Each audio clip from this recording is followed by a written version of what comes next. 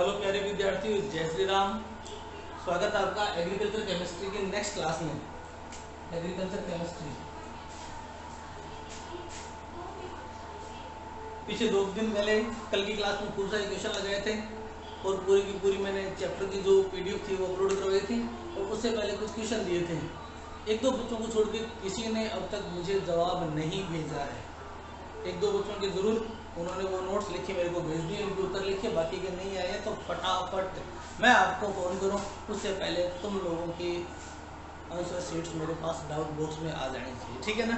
अब देखो जी, ये जो चैप्टर था अपना, इस चैप्टर में अपन ने एक टॉपिक नहीं किया था, वो था उभय प्रतिरोधक। क्या था? उभय प्रतिरोधक। इसकी परिभाषा मैंने समझा दी थी, फिर छोड़ दिया था क्योंकि ये कटने वाला था। अब एक क्लास का टॉपिक इसको कर देते हैं, ठीक है ना। कटेगा तो कट जाएगा, कोई बात नहीं। देखो, उभय प्रतिरोधक, इसको बफर नाम से भी जानते हैं। क्या नाम है? बफर। और ये क्या होता है? एक ऐसा पदार्थ होता है जो अपने पीएच के परिवर्तन का क्या करता है? विरोध करता है। यदि आप इसके अंदर थोड़ा सा प्रबल अम्ल डालोगे या थोड़ा सा प्रबल क्षार डालोगे तो ये अपनी पीएच को ना बढ़ने देगा ना घटने देगा। ऐसे पदार्थ बफर पदार्थ कहलाते हैं। और ये जो गुण है ना, ये बफर क्रिया कहलाता है, बफरता का गुण पाया जाता है। मैंने कहा था कि 2 प्रकार के होते हैं, अम्लीय और क्षारीय। अम्लीय बफर में दुर्बल अम्ल और उसका प्रबल क्षार से बना लवण होता है, और क्षारीय बफर में दुर्बल क्षार और उसका प्रबल अम्ल से बने लवण का क्या होता है? मिश्रण होता है। ये चीजें पीछे की क्लास में हो चुकी है। अब इससे आगे का टॉपिक करते हैं। आज का जो टॉपिक है वो इसी उभय प्रतिरोधक में जो पहला टॉपिक है वो है उभय प्रतिरोधकों के गुण, यानी प्रॉपर्टीज ऑफ बफर। उभय प्रतिरोधकों के गुण या प्रॉपर्टीज ऑफ बफर, यानी बफर में कौन से गुण पाए जाते हैं, इनमें क्या क्या प्रॉपर्टी पाई जाती है, ठीक है ना। तो देखो, यदि अपन ने पूरा पीछे का टॉपिक आपने क्लास देखी है तो आपको पता है कि इनकी प्रॉपर्टी आपके दिमाग में आ चुकी है। नंबर 1, इनकी पीएच नियत रहती है। नंबर 2, इन पे कुछ मात्रा में प्रबल अम्ल या प्रबल क्षार का कोई प्रभाव नहीं पड़ता। नंबर 3, ये लंबे समय तक अपनी पीएच बदलने नहीं देते। नंबर 4, इन पे तनुता का प्रभाव नहीं पड़ता। इसमें पानी डालते जाओ तो भी इनकी पीएच परिवर्तित नहीं होगी। बस ये 4 गुण है, ठीक है ना। तो कौन सा हो गया? इनकी पीएच नियत रहती है, प्रबल अम्ल और प्रबल क्षार मिलाने पर इनकी पीएच में कोई परिवर्तन नहीं होता, इनकी पीएच लंबे समय तक स्थायी बनी रहती है और इन पर तनुता का कोई प्रभाव नहीं पड़ता। ये 4 इसके गुण हैं और मैं लिख रहा हूं बोर्ड पे, आप भी उतार लो। तो पहला क्या हो गया? उभय प्रतिरोधकों के गुण। तो क्या हो गया? उभय प्रतिरोधकों में निम्न गुण पाए जाते हैं। नंबर 1,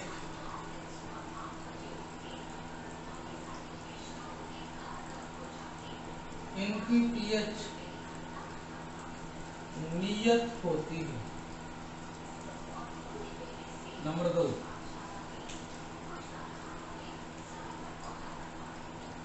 इनको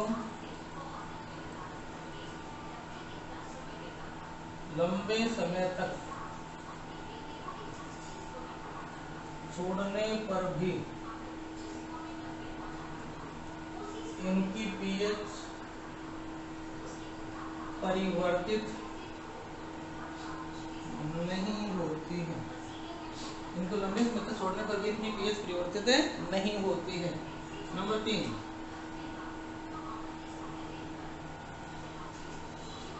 इनमें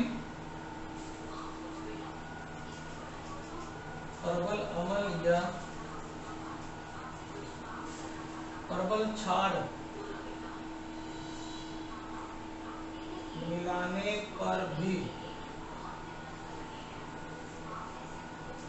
इनकी पीएच में कोई परिवर्तन नहीं होता है। और नंबर 4,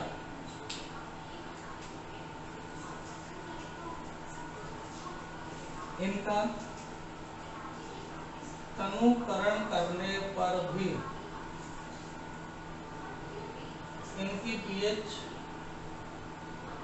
प्रभावित नहीं होती है, अर्थात इन पर तनुता का प्रभाव नहीं पड़ता। ठीक है ना। ये चार गुण हैं जो बफर में पाए जाते हैं या उभय प्रतिरोधक विलयनों में पाए जाते हैं। उतार लो फटाफट इनको।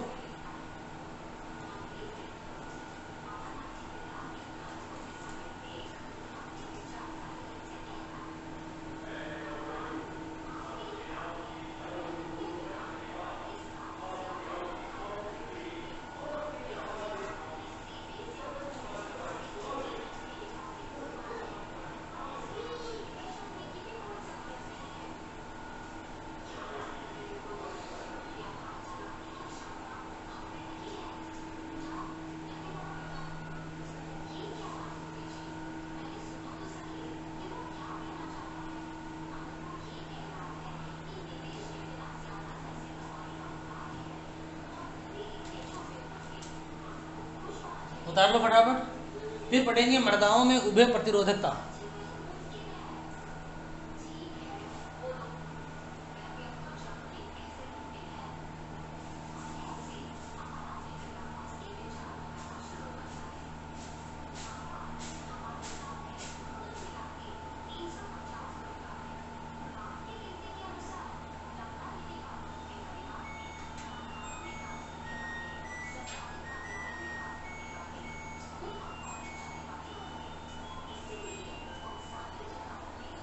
हो गया।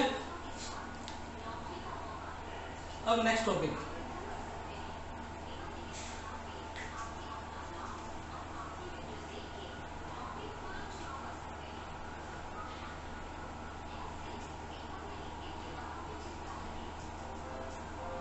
मृदाओं में उभय प्रतिरोधक गुण। नेक्स्ट जो टॉपिक है वो क्या है? मृदाओं में उभय प्रतिरोधक गुण या मृदाओं में उभय प्रतिरोधन।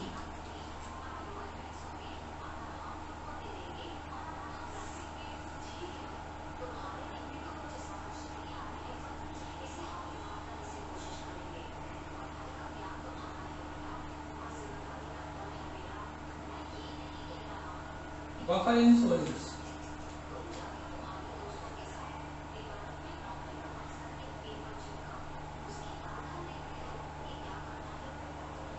मृदाओं में उभय प्रतिरोधन या बफर इन सॉइल्स। देखो एक बात ध्यान रखना, उभय प्रतिरोधन जो होता है ना वो हमेशा दुर्बल के कारण होता है। वो चाहे दुर्बल अम्ल प्रेजेंट हो या दुर्बल क्षार प्रेजेंट हो या कोई दुर्बल पदार्थ हो, क्योंकि मृदा है वो लवण तो होगा ही होगा। और हमें क्या चाहिए? लवण के साथ या तो दुर्बल अम्ल चाहिए या लवण के साथ दुर्बल क्षार चाहिए। तो देखो क्या होता है, मृदाओं में कुछ ऐसे पदार्थ होते हैं जो दुर्बल होते हैं और दुर्बल हमेशा क्या रहते हैं? अल्प मात्रा में विघटित होते हैं। हमेशा क्या रहेंगे? अल्प मात्रा में विघटित होंगे, उनका आयतन बहुत ही कम होता है।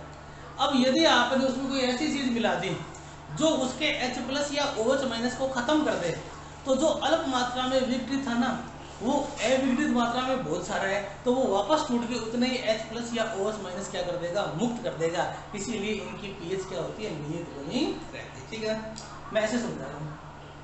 ये एक मृदा है, इसमें खूब सारे H+ है और इसमें Al+3 भी है।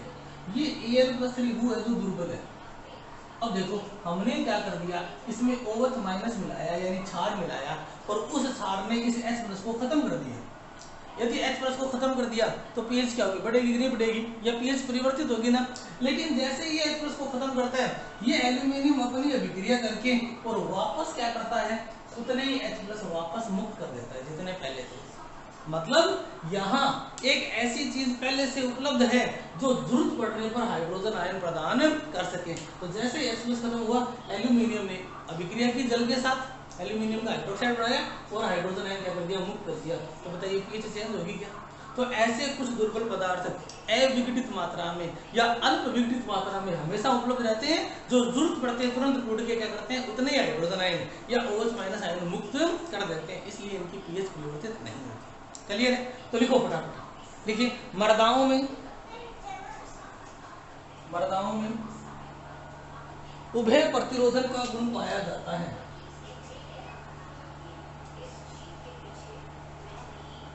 मृदाओं में उभय प्रतिरोधन का गुण पाया जाता है।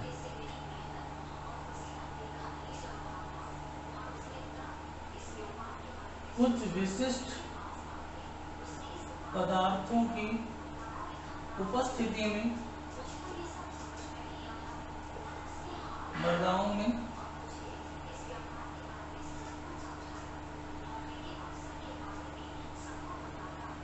बफर गुण आ जाता है, बफर गुण आ जाता है। सामान्यतया बफर गुण के लिए मृदा में दुर्बल अम्ल या दुर्बल क्षार की उपस्थिति आवश्यक होती है, जो मृदा में अल्प विघटित या अविघटित अवस्था में पाया जाता है। अल्प विकसित अवस्था, अल्प विघटित या अविघटित अवस्था में पाया जाता है। अल्प विघटित या अविघटित अवस्था में पाया जाता है। जब इसमें प्रबल क्षार या प्रबल अम्ल मिलाया जाता है तो इसके द्वारा जितने H+ या OH- आयनों की सांद्रता में कमी की जाती है, दुर्बल पदार्थ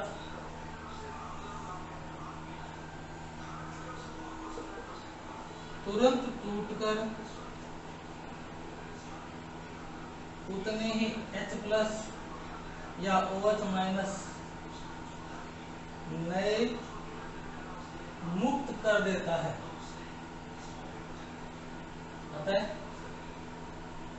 आसानी से इनकी pH परिवर्तित नहीं होती, ठीक है ना। तो हमें क्या करना पड़ेगा, बहुत ज्यादा मिलाना पड़ेगा ताकि वो उस दुर्बल को भी क्या कर दे, पूर्ण रूप से खत्म कर दे, उसके बाद फिर कोई बचेगा नहीं।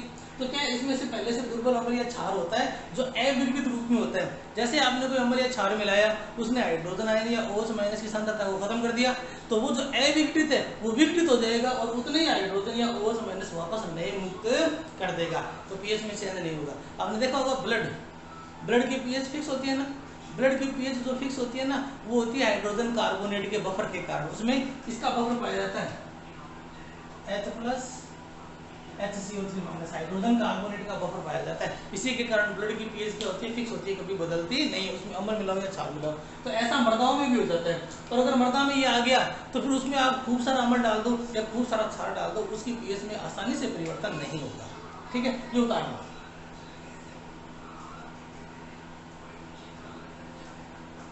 अगर मृदा में कुछ विशिष्ट पदार्थ उपस्थित है ना, तो उनकी उपस्थिति में क्या हो जाता है, मृदा में बफर गुण आ जाता है। अब वो विशिष्ट पदार्थ या तो दुर्बल अम्ल होता है या दुर्बल क्या होता है, क्षार होता है।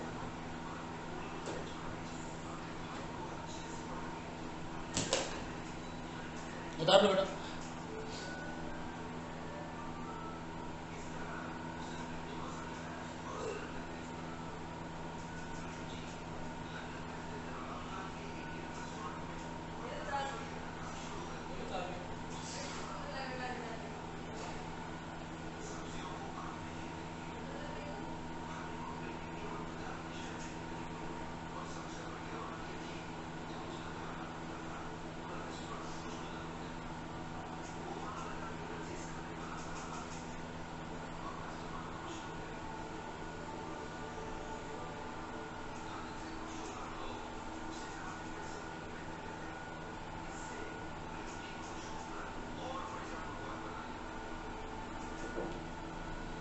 ठीक है, उतार लिया।